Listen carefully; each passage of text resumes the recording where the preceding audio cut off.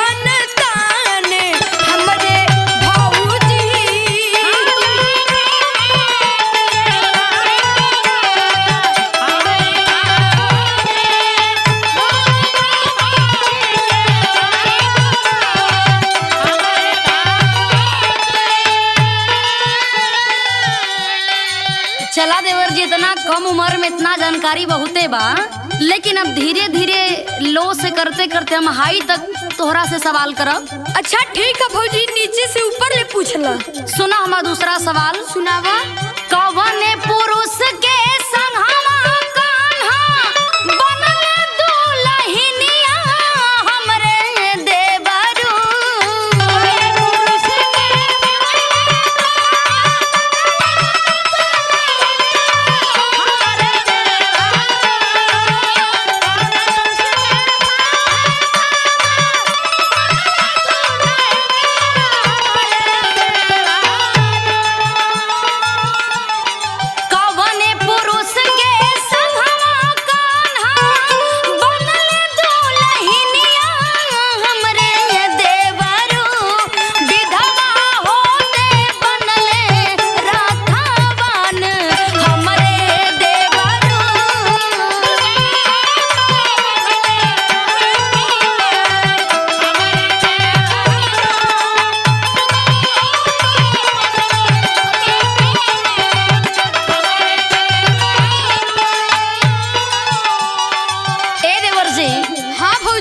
तनी बढ़िया से सुन लो। सुनावा। कि कृष्ण जी के दुल्हन के रूप में केकरा से शादी भइल और शादी होते विधवा भी हो गईलन। अच्छा हमरा के सवाल के जवाब बढ़िया से सोच समझ के दिया। अरे इहे न तनी टेढ़ी टेढ़ा होता। अरे बाबू तनी दिमाग खर्चा करा। अरे तू पूरा खिलाड़ी बाड़ू। सुना।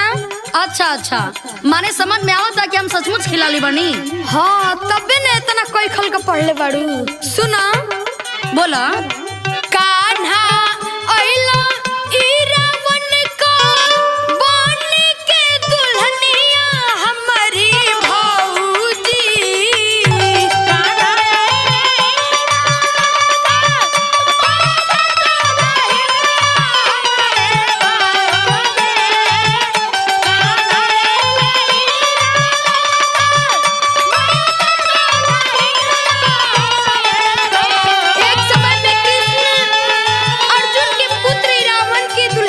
रहला कान्हा अइला ई रावण का बन के दुल्हनिया हमारी भौजी पुत्र वधू से बनला रथवान हमारी भौजी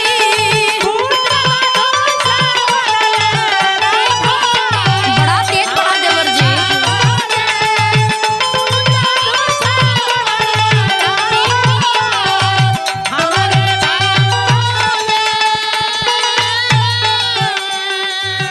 महाभारत में विजय प्राप्ति के लिए देवी के अनुष्ठान खातिर अर्जुन के अपने पुत्र रावण का बलि देवे के रहे।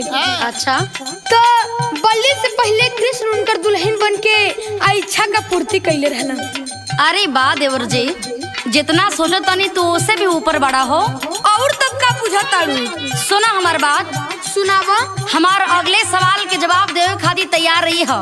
अरे बोला है भौजी, तुम्हारे हर सवाल का जवाब हम दे के जाई, घबरा मत। सुना, पावन धनुष स्वयंवर में टूटल जनक नगरिया हमरे देवरू।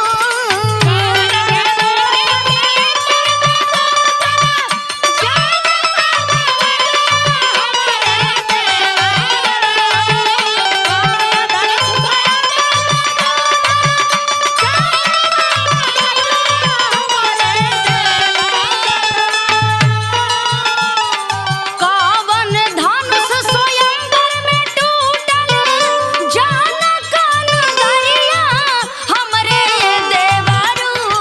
कावन धनुहिया लेके लड़ते राम हमरे देवरू।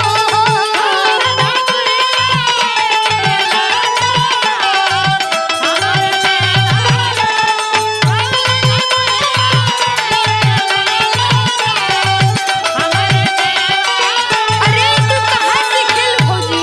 यही का तो हम रियाज न करीला देवर जी, यही तरह तो हम मेहनत करत रहा।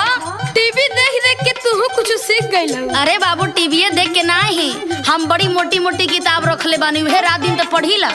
अच्छा सुना, बोला, पाहवत आज्ञा बिना टूटल स्वयंवर मझरिया हमारी भौजी।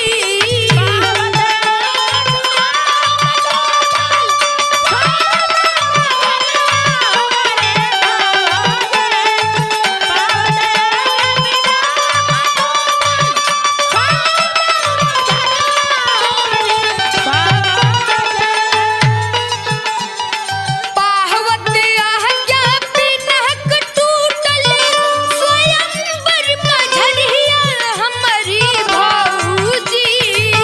कोटन कर में लेके लड़ते राम हमारी भौजी।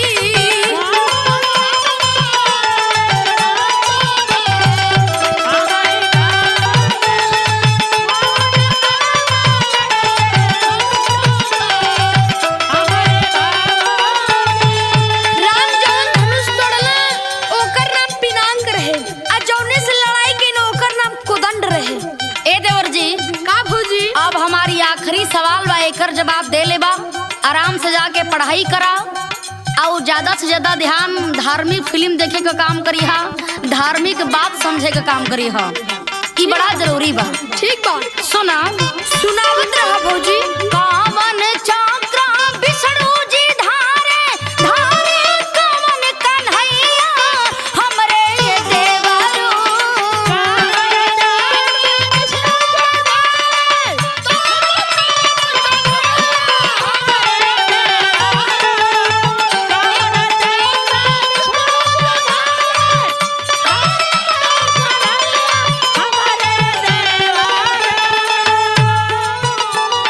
कावन चक्र विष्णु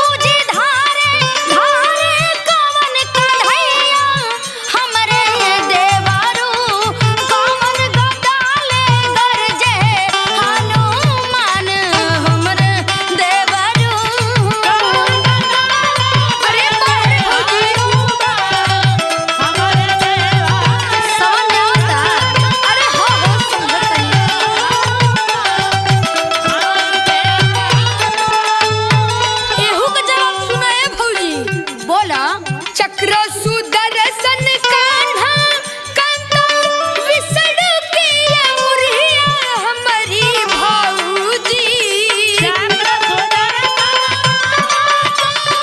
समझ में आता?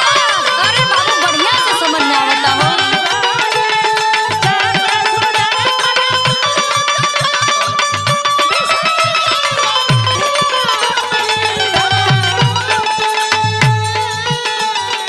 चक्र सुदर्शन कान्हा कांता विसड़ के अमुरिया हमारी भाऊजी। कौमुदित ले गरजे हनुमान हमारी भाऊजी।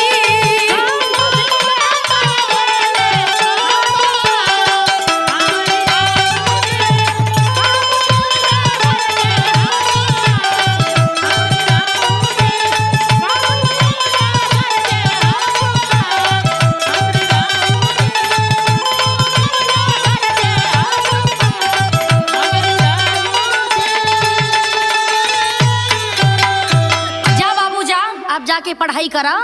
आप तो फिसिया दे दे भौजी। अरे रुका रुका हो, हमार दुलरुआ देवर अब